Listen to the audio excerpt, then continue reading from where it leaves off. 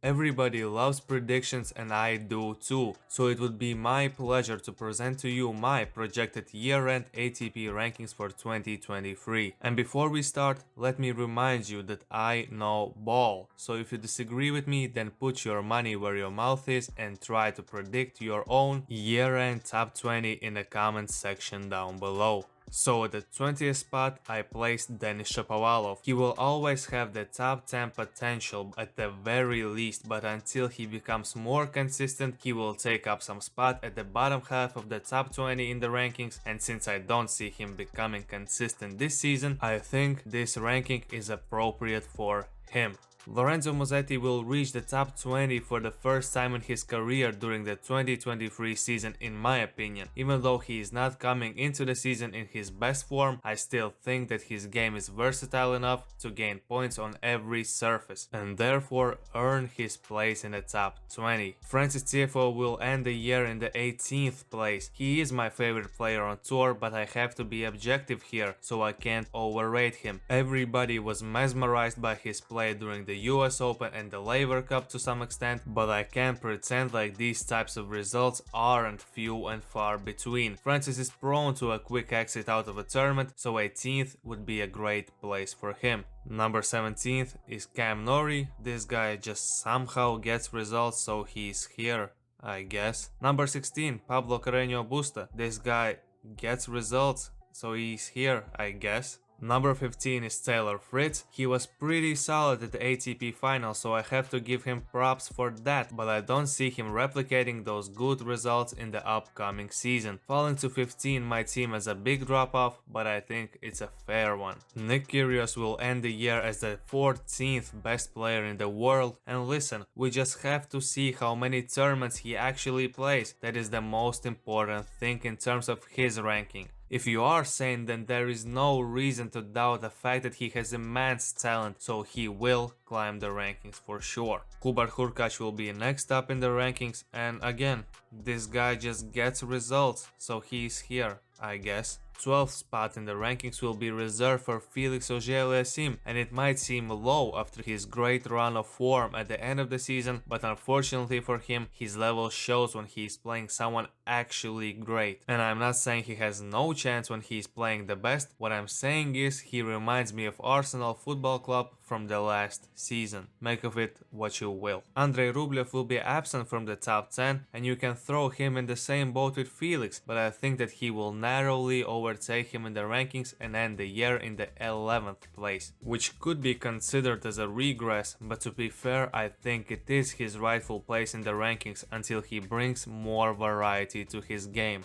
Starting off the top 10 is Jannik Sinner, and I know that he has a glass body and that is the reason why he's only number 10, not anywhere higher, because he will have many opportunities throughout the year to gain points in big tournaments, where he didn't play particularly well in 2022. I expect that he will have a much improved season and therefore reach the top 10. Matteo Berrettini is pretty high on the list just because I think he will win Wimbledon. I know, call me crazy, but that's what I think. That is the sole reason why he is that high. I assume that he will play consistent tennis in duration of the season, so this huge result will propel him to the 9th spot in the ranking. It was fun while it lasted for Casper Ruud, but let's get back down to earth. It might be a crazy thing to say about a 24-year-old, but I think the 2022 season will be the best one of his career. Lucky draws will not be as frequent this year, younger players will become better, older players will regain their positions in the rankings, and Casper will settle with the 8th place in the rankings, which is still very respectable. And his best friend Holger Rune will be one spot ahead of him in the rankings. And I love everything about his progression. His playstyle is hard hitting and electric.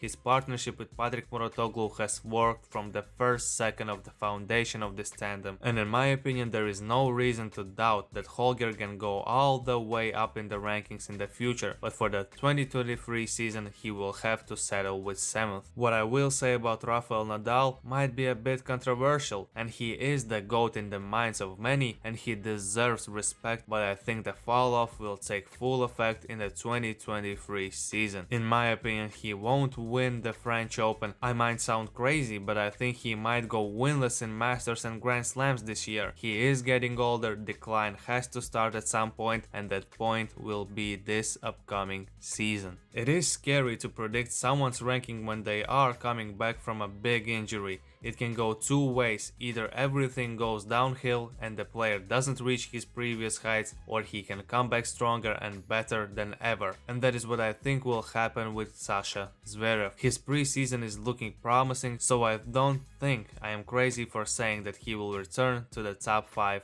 this season. Daniil Medvedev will be the number 4 best player in the world at the end of the 2023 season, and let's be real, his 2022 season was shit. There are no two ways about it. Daniil is still a great player, and I believe that he will finish in the top 5 next year and remind people of his real level. I really do not like this guy, so it pains me to say this, but I think Steph will end the year in the top 3. He plays a lot, he gets results. This could be the year where he finally does damage in multiple Grand Slams and becomes a feared opponent on the tennis court. Actually, nah, nobody will fear him, but the ranking will still be nice though. I can't deny that.